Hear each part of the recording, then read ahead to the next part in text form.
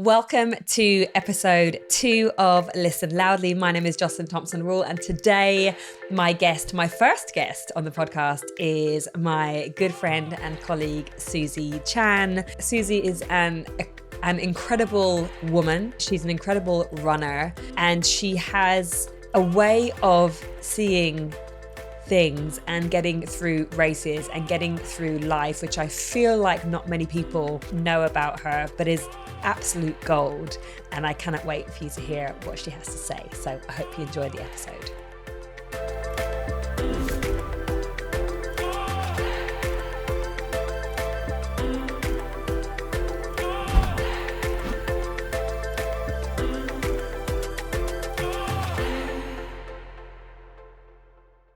Okay, Susie freaking Chan. Hi, how are you?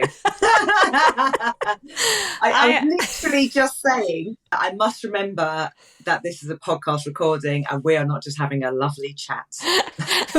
Please do not swear. No, you can swear. You can swear away. You can swear away, but yeah, this is not our WhatsApp. Okay.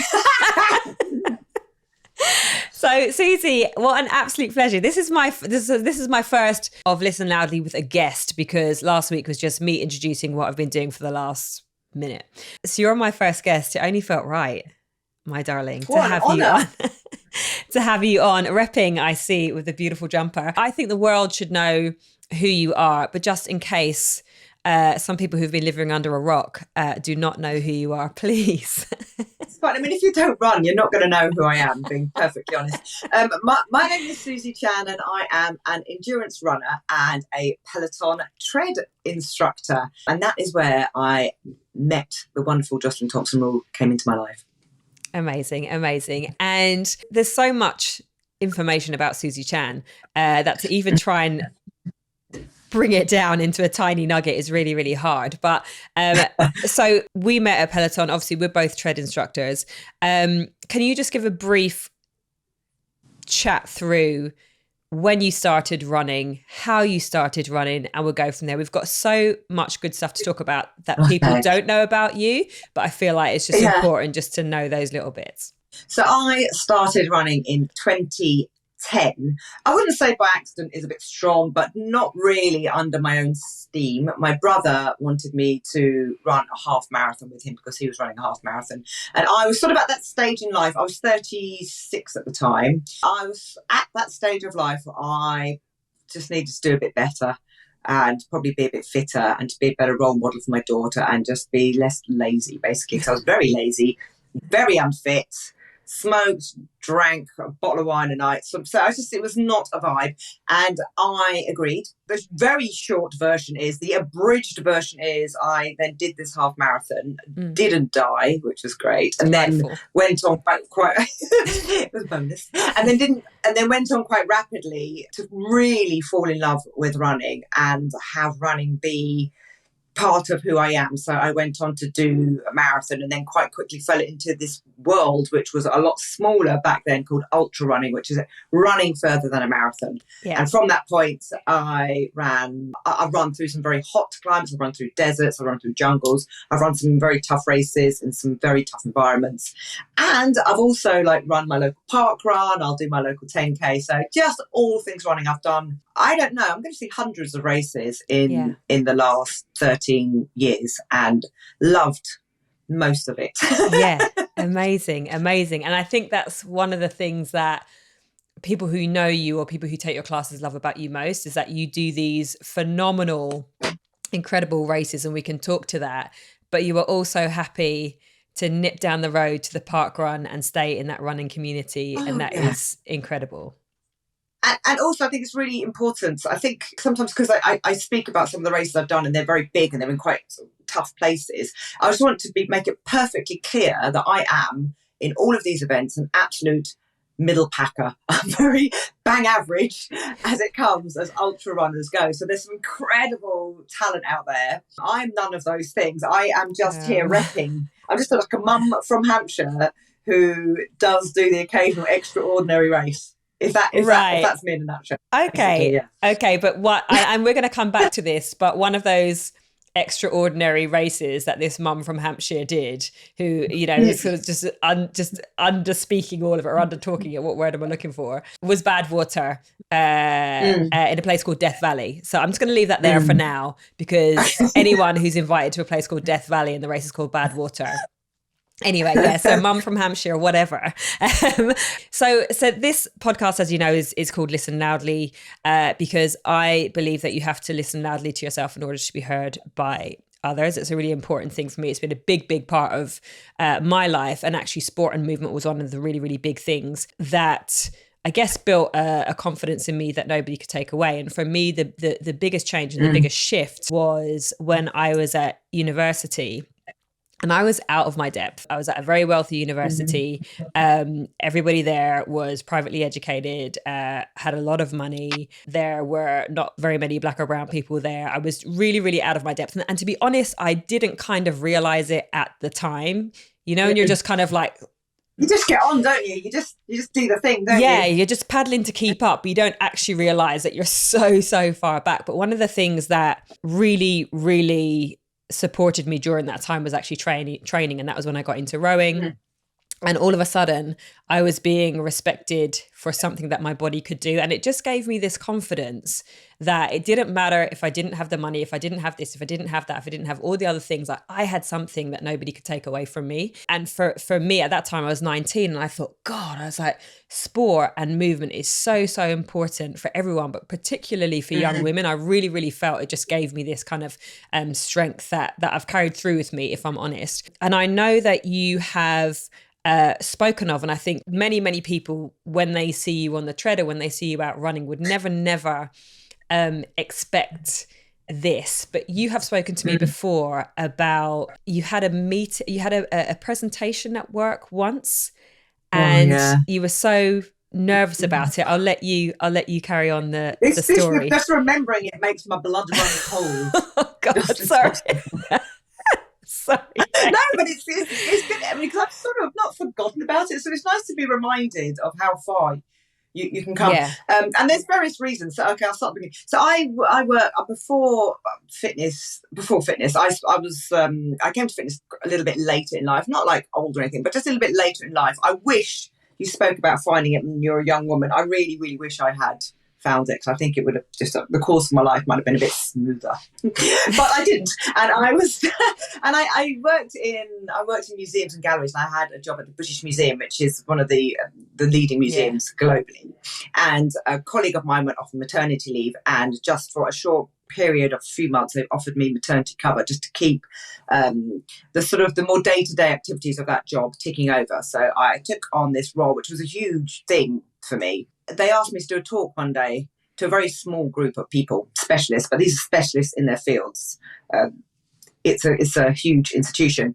And from the second I was told I had to do it, I was just in a world of turmoil, because I was not a confident speaker. I wasn't a confident person. I wouldn't quite describe myself as mousy, but it just was not something I felt at all comfortable doing.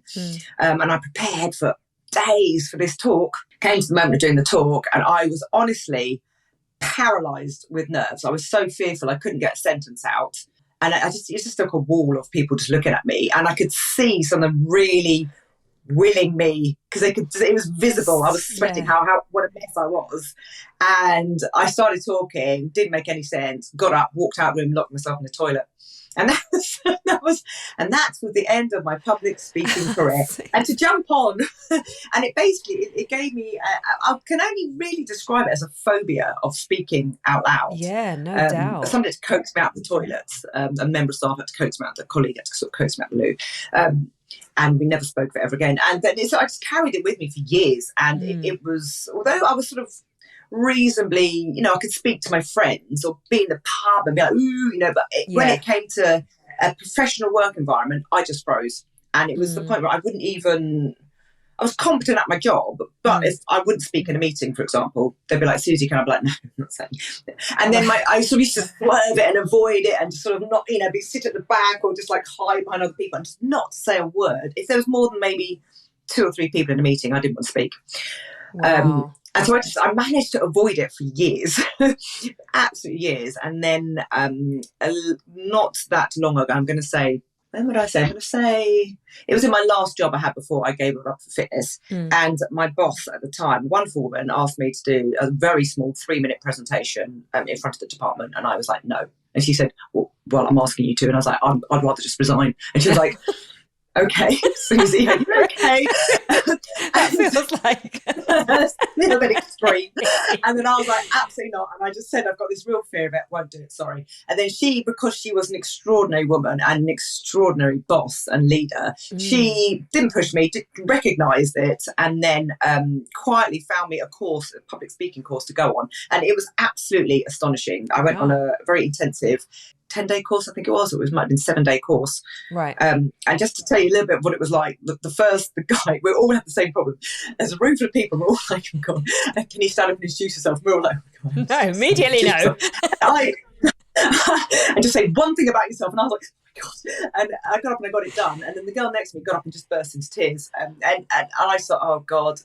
By the end of a week, we all managed to stand up and give a 5-minute talk on no notes. So it was really, it was huge. And I sort of took everything from that. And then I went on to be able to do a very small 5-minute thing at work, which was a huge, big deal. So, and I know it seems very odd considering that I will stand up on a live broadcast and just unscripted chat for an hour. But it was still very, very difficult for me. And the thing that was really transitional in me being able to, I was still very nervous in the work situation, but then in sort of level with this, my running was doing its thing and I was doing more of these races. And then people asked me to come talk about them. And the first couple of talks I did, I was absolutely sort of very nervous, but I got through it. But what I really noticed was that when I was talking about my running, my experience and my races, I was like, well, it's never going to be wrong. I'm not going to say the wrong thing because this is me talking about my thing. And so I can just tell you what it was like for me. And as I realised that, it gave me courage and strength. And then I went from being petrified of public speaking to, as you can probably tell from that long answer, not shutting up. No, I love it. But also, the fact that the thing that you were just relaxed about, the thing that was yours, that you owned, you're like, I can do that. Yeah, so the difference was every time I was asked to talk at work, I'd be like, oh God, I'm stressed, nervous and worried I was going to get asked a question I didn't know and it perhaps make me look like I don't know my job or I'm stupid or whatever, I haven't learned enough or, I'm just incompetent. When I was talking about running, I'm like, it's not like there's, the thing about running, if I'm going to tell you about a race, I'm telling you about how it was for me. I'm telling you what I saw, who I met, so there was I wasn't saying anything wrong. And then it just gives you confidence just to be yourself in a public space, and that alongside the running I was doing, which was quite powerful in how it changed my own personal confidence and how I viewed myself. It was also happening at the time. Yeah. So the timing of it seems like it was really, really perfect. And just going back to the actual class itself, like this, was it 10 days or a week long? Did you say? It was about that. I can't quite remember, but it was definitely a week. It was definitely a week. Right. Were there like bits that were like, oh, okay, cool, that's the tool or the tip? Will you share those, darling? Yeah, there were loads. Yeah, there were loads of little tips, and there was all. And I still use this now. There's one of the things that when you are listening to, for example, for a lecture, because we're all listening to lectures, when you're watching something or sitting through something for a long time, you are not 100%. You're not 100% hanging off every single word. Your brain sort of dips in and out. But you might be really engaged in what somebody's saying. Somebody's saying something fascinating, but your face isn't. You're just sort of. Yeah. Because you're thinking. Yes. So we did all these practices where we had to talk to somebody and we weren't allowed to respond at all. Oh, right. Because when you're talking to an audience full of people, they're not going to be like. Yeah. Like you're talking to them one-on-one, they're just going to be. Listening. And so you think in your head, maybe this isn't going so well, but actually they're actually listening. Or actually, so Bob at the back is thinking about what's in his fridge. Do you know what I mean? So yes. It was about being distracted by lots of different things. Yeah. And as you know, in our job, we have a job where there's lots of things happening in the studio. Yeah. I see. You could, like an elephant could walk by and I'll just keep going. Yeah. I'm all right. I cannot be distracted. Yeah. Focusing on what you're doing in your job. So that was just one of the tips we worked with. We had a whole day where we had to talk, and people were absolutely just like, had to be like, no, nothing, gave nothing. Because that's the thing. I remember having given talks in the past, and you zone in on that one person that looks like they couldn't give a shit about being there. And you're like, oh my God, this is awful. Everyone hates it. Everyone hates it. Everyone hates it. But maybe they don't, and that's fine. Yeah. And also, you're there for you. Yeah, exactly. And it also reminds me of, I went through, when we did with Nike, we taught a level 3 personal training course to a group of young adults in Croydon. And so we did this whole kind of lecturing course, and we learned about people who are visual learners, who are kinesthetic learners, and those who are auditory learners, auditory, I might get that wrong. They will tend to, in a room, kind of just sit back, not even be forward or engaged or whatever.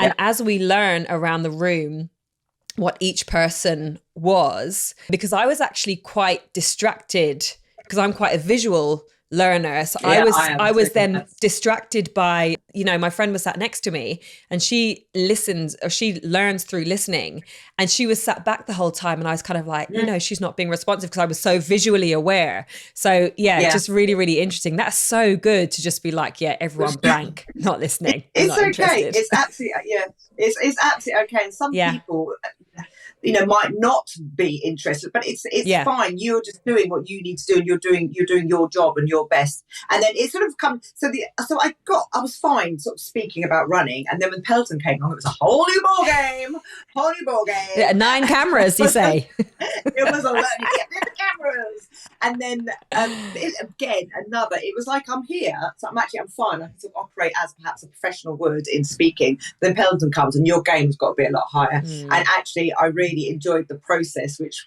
we went through on that, where you're watching, you're thinking, you just I remember I did like a really small gesture, like woo, whatever it was, I don't know, some sort of gesture, and for me I was like, that's enough, isn't it? And then you look back and it's like, that's not enough, like, is it?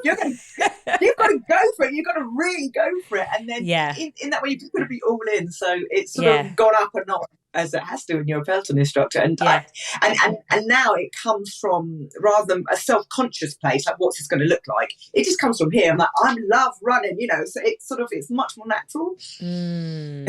My God. So it was a journey. It was a real journey. And do you, if you could say a time, or, because I'm very much, and I think you are as well, very much like a process person. Like, one thing that we both understand is just like that stuff takes time to build, and to, whether it's building competence in order to build confidence and all of that. So what space of time can we go from Susie locked in the bathroom? Also shout out to you for just leaving and going, no. It was that, or immediately no. I was like, I genuinely think I was having a panic attack. I think I was just like, I just had to leave. I just had to go. Had to get out. I just could not be doing this anymore. Yeah. I was like proper hyperventilating. I was like, this is no. Yeah. Thank you. Yeah. It was just it was like, I don't quite remember even leaving the room. I just remember just getting out in my hands in the bathroom, like, I can't, how do I go home from here? Like, Yeah. Awful. So, so I shout out to anybody that's listening to this that does, because I really, really deeply feel you if you lack that confidence, because I am you. I deeply feel that fear. And another thing, this was when I was in my early 20s, and I didn't speak for, like, I'm not even joking, Joss, 10 years. I just imagined a point of 10 years.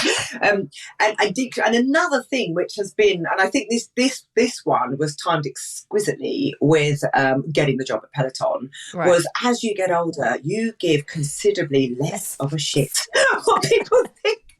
You just sort of shed it like a skin, like, do you know what? Bye. I'm not changing now. I'm perimenopausal, and I have not got time for this shit. It's like, if you don't like me, it's okay. It's fine. Maybe you're not meant to. It's fine. And whereas I was paralysed with this fear of, like, God, you know what I say? And then you say something, is that the right thing to say? And then you're thinking about, did I say that? Yes. That person's going to be thinking I'm a dick, and actually that person is not thinking about thinking about it, because people generally aren't. We're thinking so much about, they're thinking about about what themselves. they So think. thinking about, yeah. It's not, they're not thinking about you saying that one thing in that bloody meeting 5 hours ago. They really are not. And it's a gradual thing, as you said, it took me ages. And so this also coincided with me just being loud, like, it is what it is. Yeah. And and it's so liberating. So those, like, 10 years is a long time to feel like, or to avoid. I lived with it. I was like level pro at this. I used to do this thing where if there was, like, sometimes if you go on a training course, you'd be like, oh, God, no. And they go around the room and I would say the first thing first. I'm like, just so everybody let me get it done. Say something. And I'd say, and they always used to start with the easiest things in those scenarios. They started with the easiest stuff. So I'd say something immediately and then I'd be like, and then you're like, I'm done. I've done my bit. Done. Everybody suddenly say something and I'm done to get out of the way. So I'm not sitting there and it's not building. The panic wouldn't build. Of course, they're going to point me out because I'm not saying anything. So I'd be like, then that became like, and I used to do it in a lot of situations, say something once, then. So you became a pro at just in and out. Done. Don't ask me another question. Or avoiding it completely. Yeah. Avoiding it completely. Yeah, I was really good at it. Wow. And then going back to because you said that this thing is more recent, the shedding, the perimenopausal thing of giving zero fucks about what other people think. And that's such a big thing for so many people. I've definitely been through it. And, on the one hand, you're like, everyone's not for everyone. That's cool. That's fine. But you still find yourself going, but I wonder what that person thinks. I'll tell you, so there's degrees of it. So it's not like I don't care what anybody thinks, because that would be silly. That would be very silly. I care, like, friends and family and work. Yeah. And people that come to my classes. So what I would consider the community around. I care what those people think. But I care. Yes. If my friends or an acquaintance, because you have to care, because otherwise you'd just be freewheeling through life, feeling stuff, or yes, you have to have, so that I do care. But there's uncontrollables, so I can only do what I can do. I can only be like a true version of me, and if that's not for somebody, that's absolutely fine. And if somebody then actively doesn't like it, you have to just be like, I'm not going to just suddenly change the degree of my personality so some random stranger wants me to be. And it is that's a little bit harder to get to, but definitely a lot easier when you're perimenopausal. Just listen, I checked in with my mum, right? So mum went through the menopause around 51. So I've got a little, I'm 46 this year. I've got about 5 years. Okay. I'll be coming back for tips. It's building. You don't realise it's happening to you. Until it's sort of, 1 minute you're fine, next minute you're just staring at a tin opener, not knowing what it's called. And it's exquisite. Like, what's this? I know how to use it, don't know what it's called. It just happens. Brilliant, I can't wait. That's great. Delightful. I could talk to you about days about that another time, perhaps another time. Another podcast. And then moving forward to your most recent humongous feat, which was Badwater 185. No, what is it? 35. 135. 135. Badwater 135. Don't be adding 50 to that bitch. 135. Where you ran for 135 miles through a place called feckin' Death Valley in the flipping blistering heat. And so this alleged mum from Hampshire, who occasionally does extraordinary things, did the toughest race in the world, which I can't get my head around that.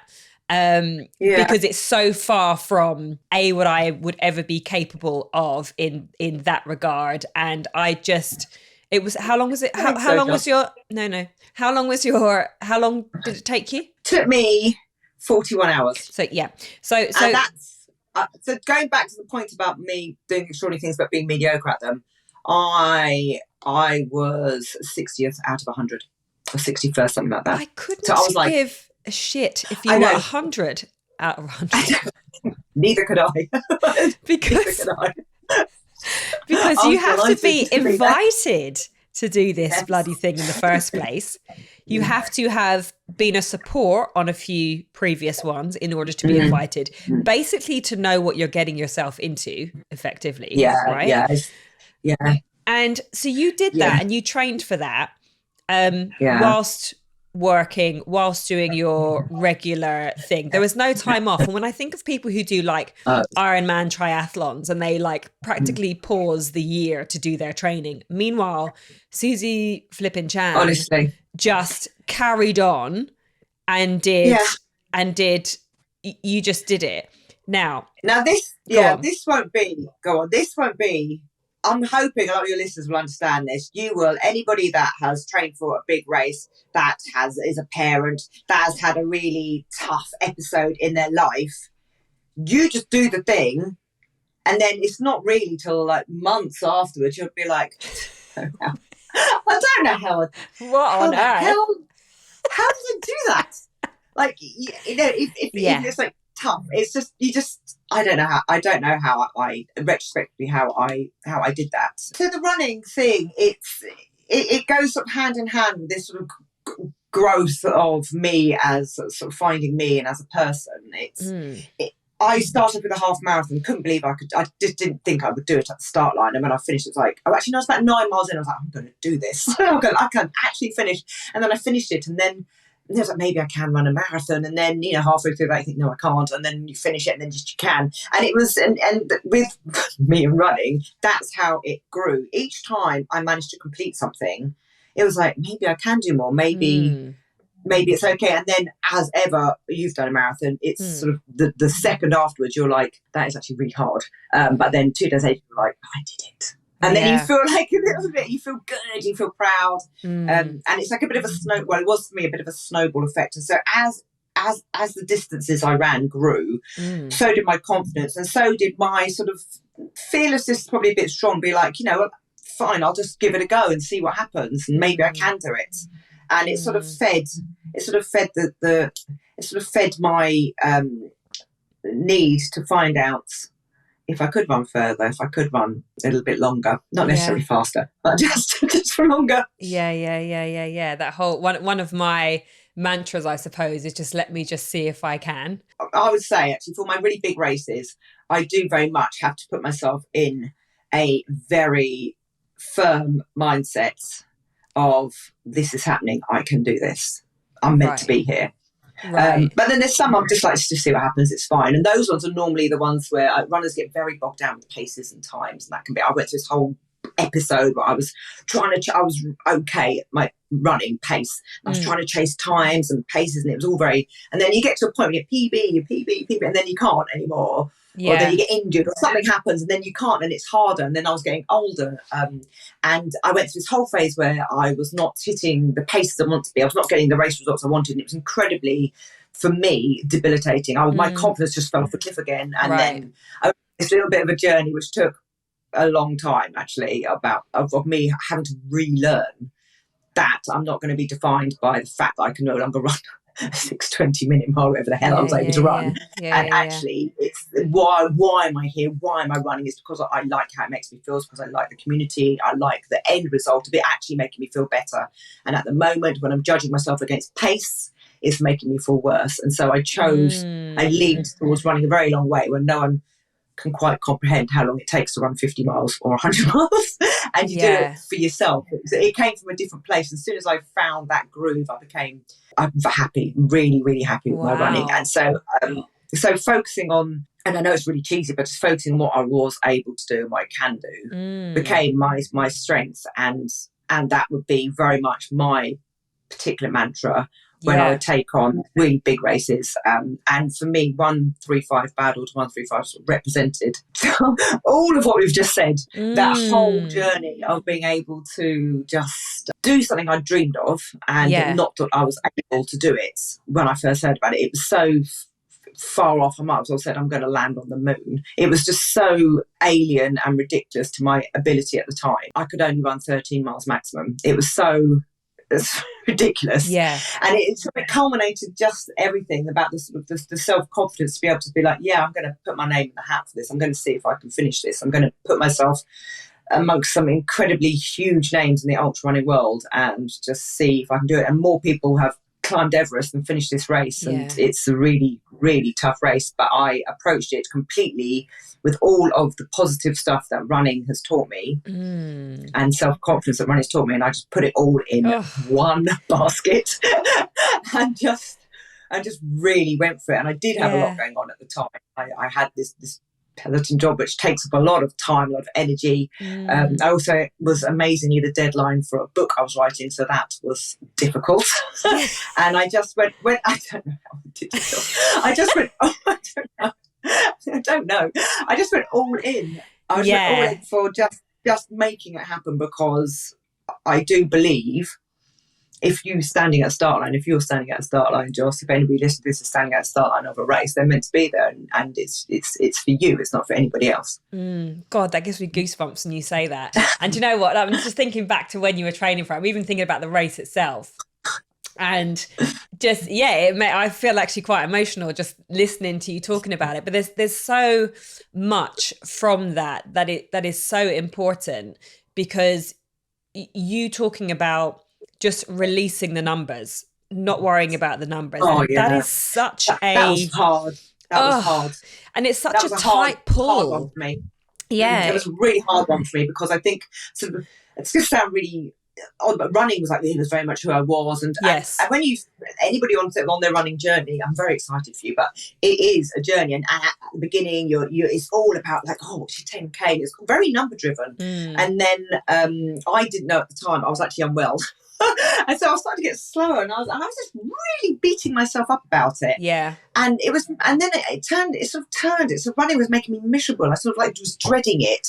I'd go out and I'd be like, I'm so slow, and I'd come back and I'd think about it all night, and it would be and it really took me I had to really take myself out of myself. Yes. Because it was quite ego driven, and then be like, do you know what, Susie? No one cares if you run that 10K 3 minutes slower. It's like you're making yourself so miserable. Yeah. And then as soon as I let it go, I actually ran freer anyway. But it actually took an effort on my part just to realise that, and it was tied with your ego, but your egotism about your running. Yeah, of course. And I had to let it go, and it was so freeing. And now anybody that follows me, all my runs, everybody can see them, they're available on Strava. Yeah. I don't give a shit if I'm out there running, whatever. Yeah. Everything's there. I don't care. It is, and it's so liberating. It's so liberating. And I remember somebody I really admired, a female I really admired in the running world, Elizabeth Barnes, her name was. Done a few races with her.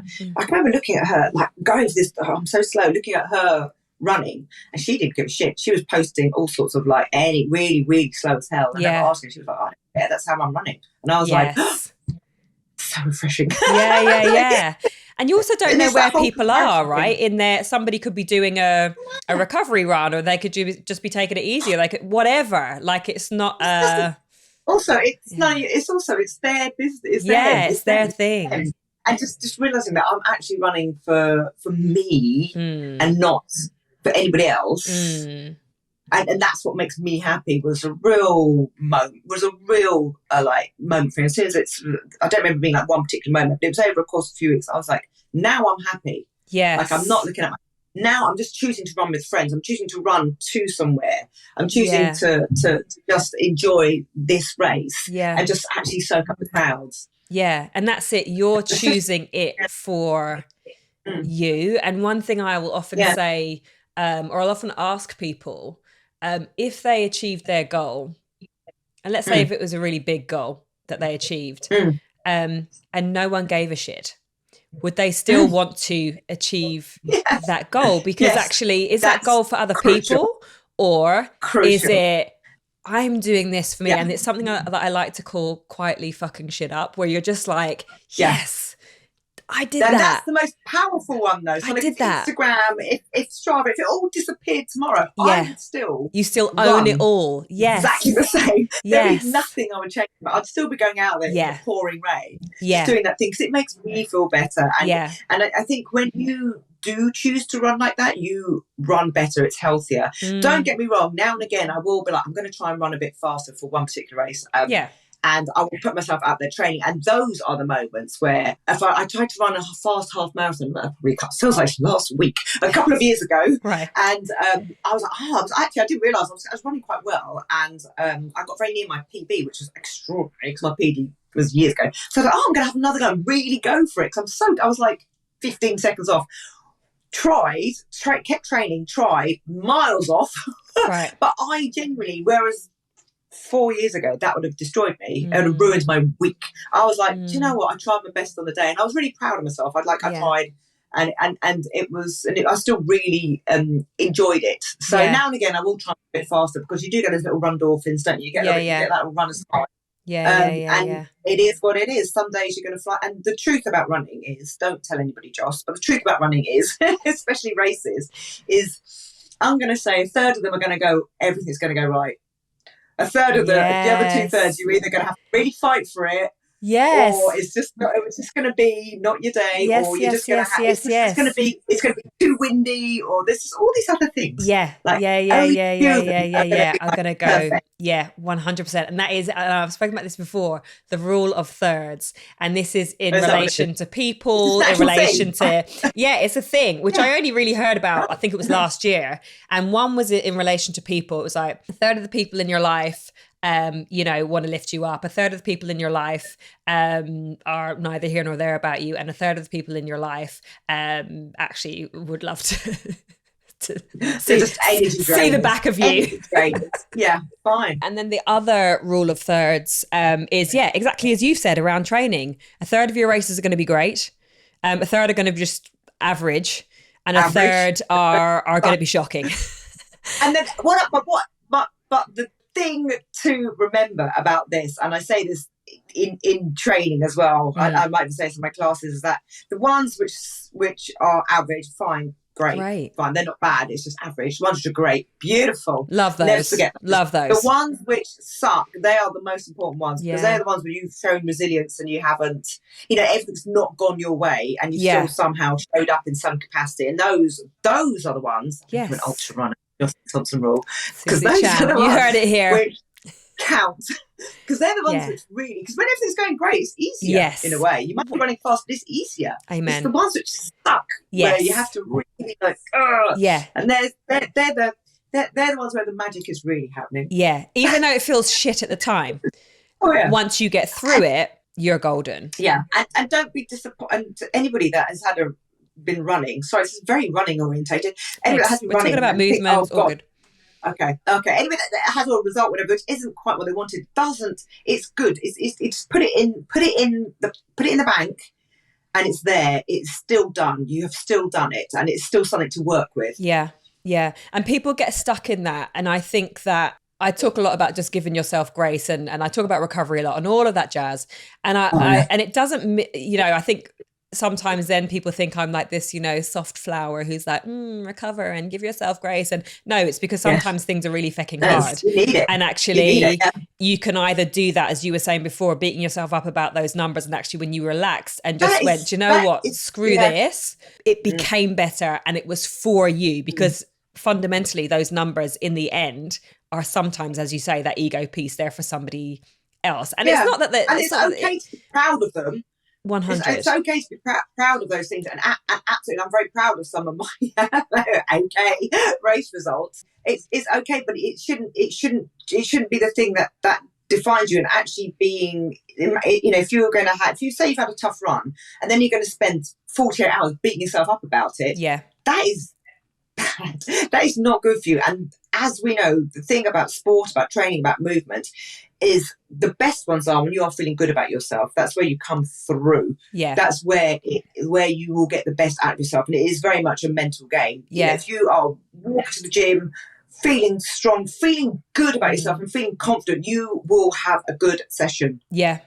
And that's the sense. So so being able to, and it is really difficult. I said it took me months. It is really difficult to try and turn that narrative around in your head. But it is completely possible, and the only person who is in charge of your thoughts are you, and you can really be like, do you know what? That absolutely sucked today. It was horrible. I didn't do anything what I wanted to do, but I still got it done. I still showed up in capacity, and I can still chalk it off as something which I've done. I've moved today. Yeah.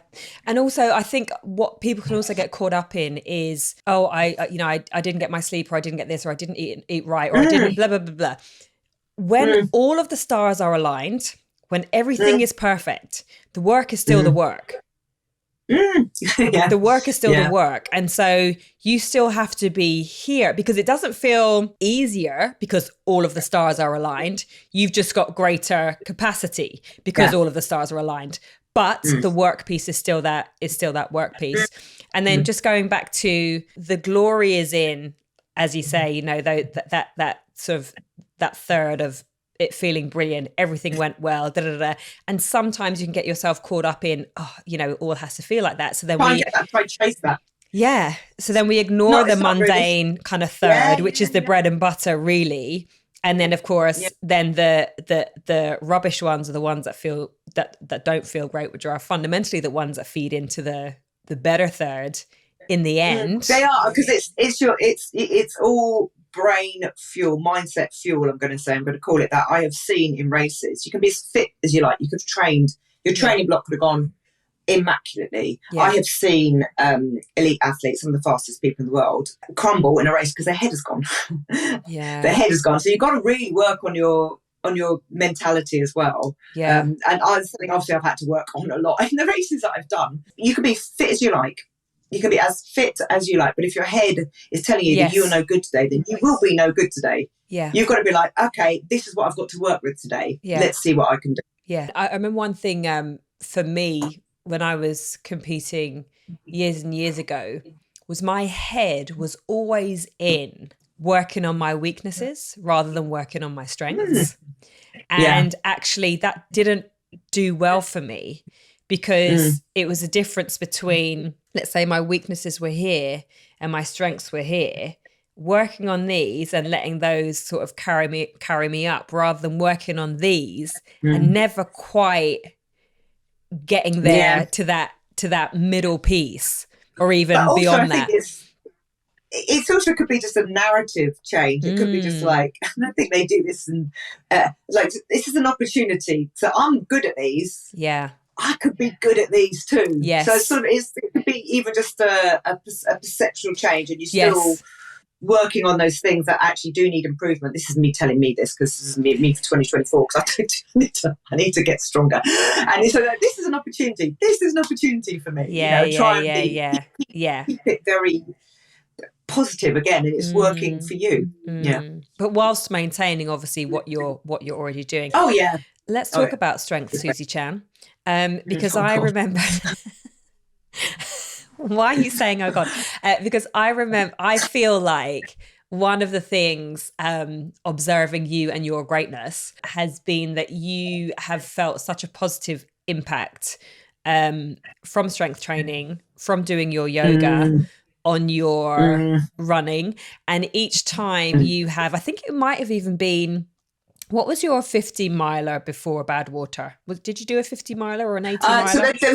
I did a couple as training. So I did one called Cape Fear, which was part of the Badwater Ultra Brilliant. Cup. There were 3 races. Cape Fear. Did you hear that? Cape Fear. Yeah. And I did one on the North Downs Way as a training run, and then I did an 81 miler as well. Small detail. And I remember you being really pleasantly surprised how good you felt after, which I think you put down to the strength training and to the yoga. So I'm going to say, actually, that was particularly, I'm going to say North Downs 50, which is a race I have done before. And it's very hilly. When I have run it, I remember like just dying on my arse up these hills and being like walking and just like slugging it out. Finished the race. I was feeling okay, but really feeling it the next day. And then I went back to do it. And I was right in the middle of the Badwater training block. It was literally a training race. I had to run 50 miles as a training race, Joss. And I was running along, and I remember thinking, don't stop running. You've got to keep running to make this training race worthwhile. and just thinking, do you know what, I was dying by this point last time. Absolutely. Right. And it was the strength training because it was so hilly. Yeah. Flat up and run a long way. But I just felt really comfortable for a lot of it, where normally I would be hurting because I'm not great on hills. So that was really, sometimes, because what happens is fitness, the really annoying thing is when you are really fit, you don't quite realise you are really fit, do you? Yeah. You don't realise.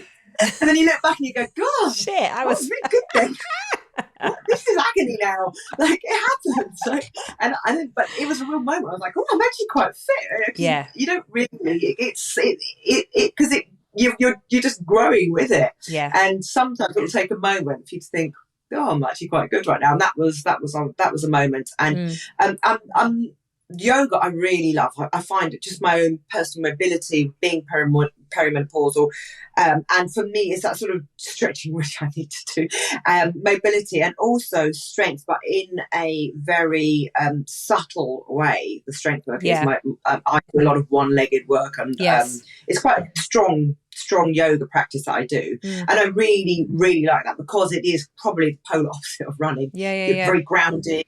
You're stationary, but you're doing, and then the sort of other strength which I do, I would say it's supplementary. It's always sort of in addition to the running. But I went through a phase that I was using it for my running, and I really did enjoy that process of getting a little bit stronger. But it is always the first thing which I slightly compromised time-wise. Yeah. Well, because there's only so many hours in the day, aren't there? And so I'll like shave it down. But then what I did learn last year, Joss, was that I don't have to do an hour. I don't have to go and go out and do my... I started doing like 10 minutes, 5 minutes, 15 minutes. So just go and just do I'm just going to do some squats or whatever. And it tiny made a big difference. Little bits make a big change. Susie, you are really, really strong in your mindset and determined. Like when you spoke before about at the start of some races, you're just like, right, I'm doing this. I'm here. I'm doing this. Yeah. How did you get to that? It's a long process, and it's not like a done deal either. There'll be some days I'll be like, what am I doing? But as I've experienced, I'm very rarely now in a race situation where I haven't been there before and been like, this is shit, but I can still get out of this. So I've had to build this sort of armory, this sort of arsenal of thoughts and thought processes and things that I use which kick in, and they're self-taught. So as the running distances have got longer, as I've found myself in newer situations, let me just think of one. I know I'm in the middle of a 100-mile race. I'm running 100 miles without stopping, and I think I can't run anymore because everything hurts too much. I think I can't do this. I'm in too much pain, and then realise I just need a can of Coke or some fuel. And then I feel okay again for about 45 minutes, and I feel dreadful again. And then I'm okay, so now I know that I probably need to fuel better. So that goes in the arsenal of thoughts. And then there's a whole thing about just staying very focused. I have spent hours thinking, why is my calf sore now? It's like, because you're running 100 miles. Like, well, why my knee's a bit sore. And actually being like, don't focus on that. Have something to eat, have something to drink, and just try and get to the next 6 miles. And then we're going to sort of have another reevaluation, and sort of retraining my brain to actually switch into another focus, which isn't the negative thing that's happened to me right then. And I do a lot of distraction, where I will be running, let's use the 100-mile race, which is a very hard thing to do. I'll be like, okay, this time tomorrow I'm going to have a beer in the bath. I'm going to drink a beer in a bubble bath. I just think about all the things which aren't right now.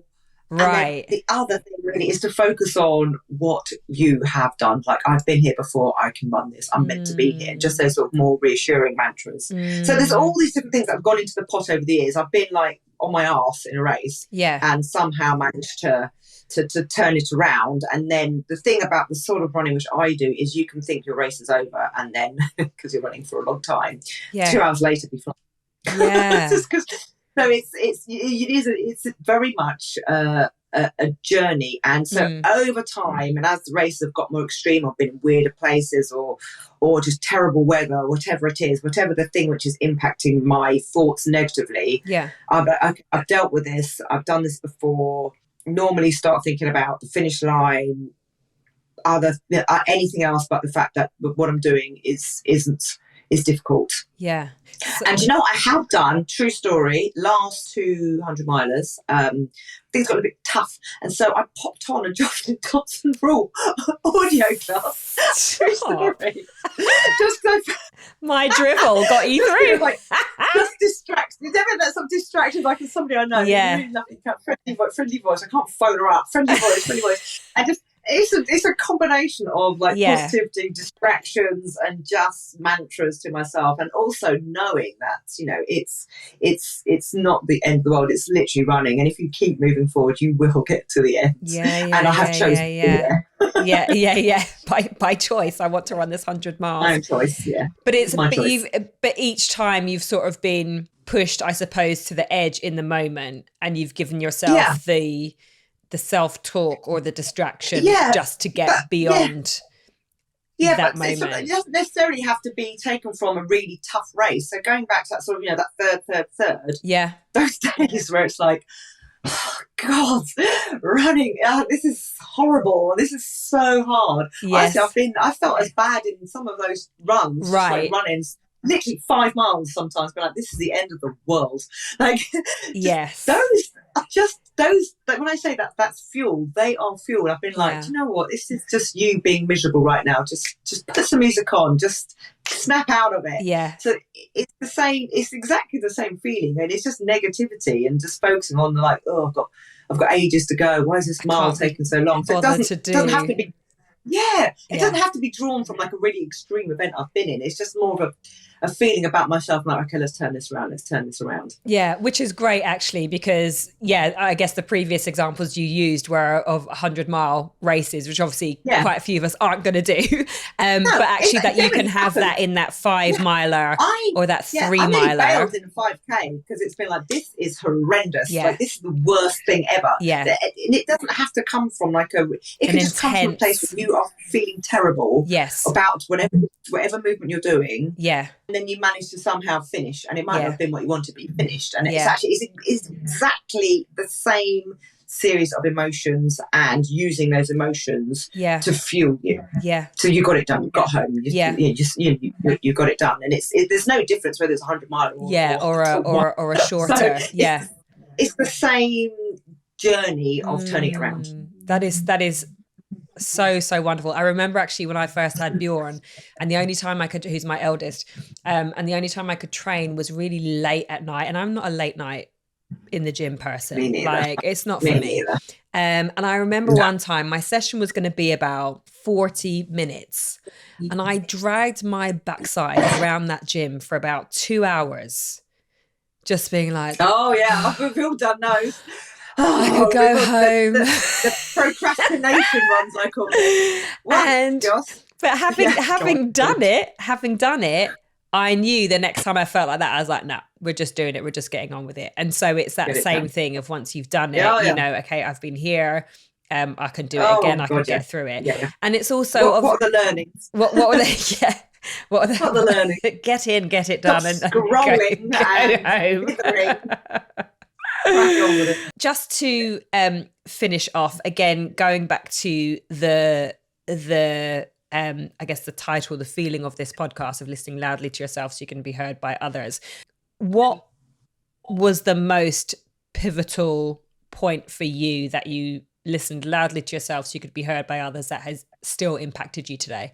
I didn't know you were going to ask that question, but I knew exactly when it was. And it was that very first, think a bit, think about that very, very first finish line. Because it was the only finish line I really didn't know if I had it in me. I just thought, I don't know why I'm here. I was terrified. Right. And this is for what now? This is for what race? My very, very first half. Okay. With my brother. And I was so scared. Oh God, I can't do this. It's going to be awful. Whatever. It's just all of those terrifying thoughts. probably many people have had in their first sort of running race. It's just like, Jesus, everyone knows what they're doing. And I sort of went from being terrified, not knowing what I was doing, to having a moment where I was about 9 miles in thinking, I think I can do this. And then suddenly having this big rush of energy and feeling stronger. And that's what I'm talking about. It came from my mind, it came from my heart. I just felt stronger than physically. I was able to just run a little bit better. And then I can remember crossing the finish line. I absolutely fucked. Right? So utterly broken. I was really near the end of the field. I was one of the last few people to finish this race, and just having this euphoric moment of being like, I did that. I did that. And anybody that was anywhere near me at any given time for 2 weeks after that heard about me. I just ran I love it. I love it. I ran 13 miles. Susie! 13 miles. Because you're so humble now about what you do. Like, no one would even know you'd fucking done Badwater. And meanwhile, 2 weeks when you did your first, that's so amazing. It's a long way. Yeah. It's a lot. You get in your car and you drive 13 miles. Yeah. It's a bloody long way. Yeah. And I was just, it was a real, and I just thought, maybe, and I wasn't into it. I thought I was going to do it and never pick up my training. I didn't have trainers. They were just like gym shoes. I just bought some trainers. I just thought that was going to be the end of it. I just thought I was going to do this one thing with my brother and then never again. Never, ever again. And I can remember being at a real decision, making a decision like, I'm a runner now. I'm going to run. That made me feel so good about myself. Yeah, I'm feeling emotional you saying this, Suze. Honestly, so do I. I had never felt that good about myself, about something I had done just by myself. And it just gave me exactly what I needed at the exact right moment in my life. Yes. It gave me something to just have to think about and to focus on. And then that's how I started running. Wow. And it changed your life, right? In the end, because here we are. Here we are. Oh my gosh, Susie, this has been exquisite, my love. I've enjoyed this so much. There's just always so much to learn from you. You're such an incredibly humble person for the feats that you do, but your toolbox is powerful as fuck. And I'm sure that if any of us could even have a little window into that or a little snippet of it, we would all be so much stronger for it. So thank you so much. I am so happy and so lucky that I get to work with you. So you're an absolute gem. So thank you so much, my love. Thank you. And right back at you. The day I met you, Justin Thompson Rule waltzed into my life I was so absolutely delighted that we're colleagues, that I've met you and that we're friends too. And thank you. I'm also so excited for this podcast. Not my one, not that bit, the others. Can I just say to people who don't know this, when we came on just at the start of this, Susie didn't know that it was a video one. She was like, oh, for fuck's sake, Joss, I haven't got any makeup on. And I said, do you want to have 10 minutes? She was like, fuck it, I don't care. I mean, anybody that follows me on Instagram, this is reasonably polished right now because I don't look sweaty or it's not too close to my face. The hair isn't blown in the wind on the face from a rainy run with the dog. Close to my own face. But yes, you are a true legend, and literally you were like, I don't care, it's fine, we're talking, it's fine. So I love you for that, and let's all be more Susie. All right, my darling, thank you so much. I guess I'll see you back at work. See you at work. Amazing. Thank you, my love. Mwah. Bye.